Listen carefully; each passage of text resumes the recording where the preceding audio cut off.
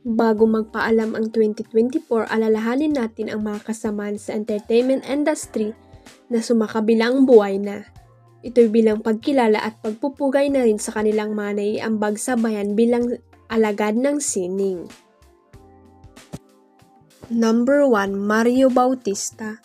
Pumanaw ang veteran entertainment writer at film critic noong January. Siya ay 77 years old.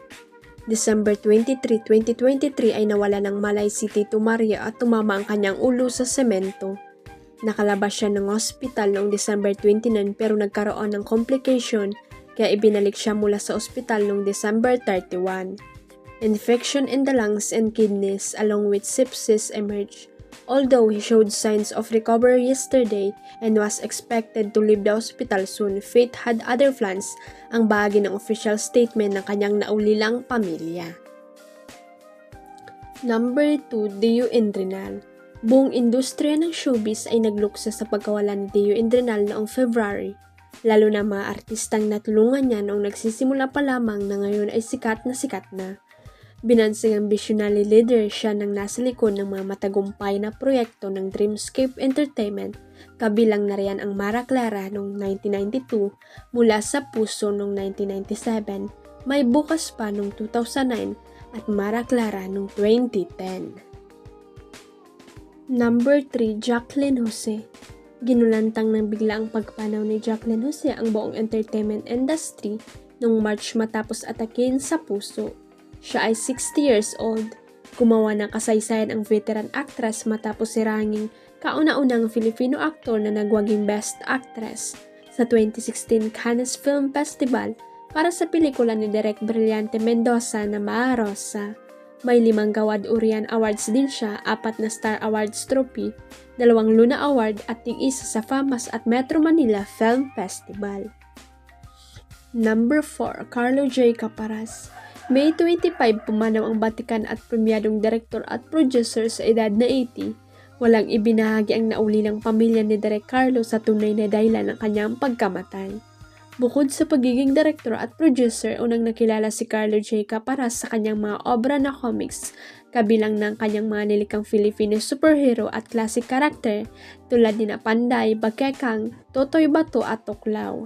Ang huling pelikulang ginawa ng namayapang direktor ay Ang Kamandag ng Droga, na tumatalakay sa problema ng Pilipinas sa ilegal na droga, partikular na sa panunungkulan ni dating Pangulong Rodrigo Duterte.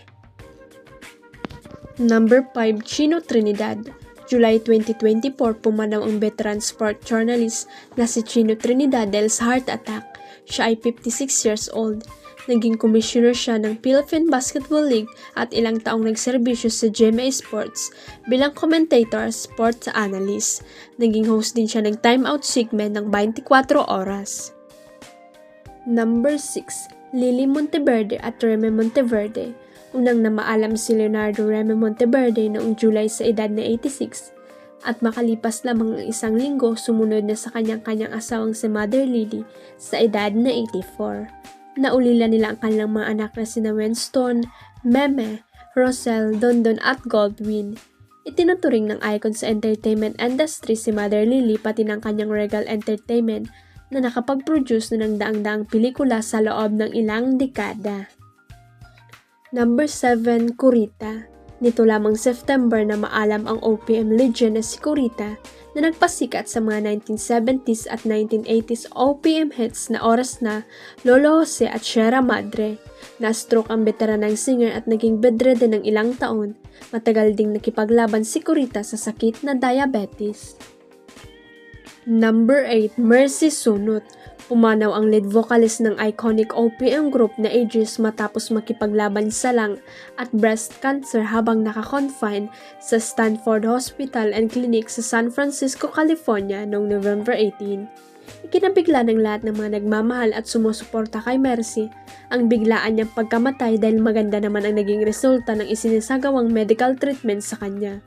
Ayon sa official statement ng Aegis band, she bravely fought her battle with cancer but has now peace and rest. Mercy's voice was not just a part of Aegis, it was a voice that brought comfort, joy, and strength to so many. She has touched countless lives, inspiring fans and lifting spirit with every song she sang. Number 9. Bobby Garcia. Pumanaw ang award-winning theater producer at director si Bobby Garcia nito lamang December 16 sa Vancouver, Canada sa edad na 55. Kinumpirma ito ni Boy Abonda sa kanyang programang Fast Talk. Ito po ay isang malungkot na balita para sa mga kaibigan ng one of my best friend in my life, Bobby Garcia, the director. Pumanaw na po ang multi-awarded theater director-producer na si Bobby Garcia sa edad na 55. The family thanks friend for understanding their desire for privacy during this very difficult time. Kami po ay nakikiramay sa pamilya at sa mga mahal sa buhay ni Bobby Garcia. Bobby was one of the beautiful person inside and out na nakilala ko po sa tanang buhay ko. Number 10. Dinky Do Jr. Matapos makipaglaban sa diabetes at high blood complications, sumakabilang buhay ang veteran comedian noong ding July sa edad na 66. Number 11. Liam Payne.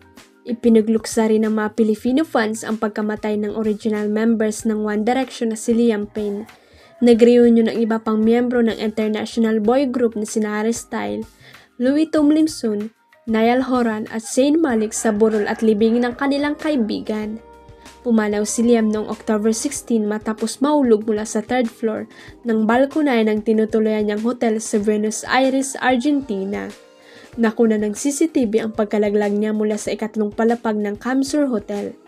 Base sa ulat, hindi napakamatay si Liam tulad ng mga unang naglabasan sa social media at pinaniwalaan ng ilang fans ng singer.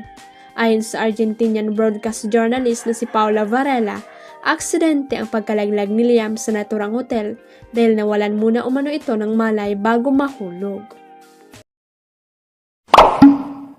Huwag kalimutang i-click ang subscribe button at i-ring ang notification bell para sa latest at legit chika updates.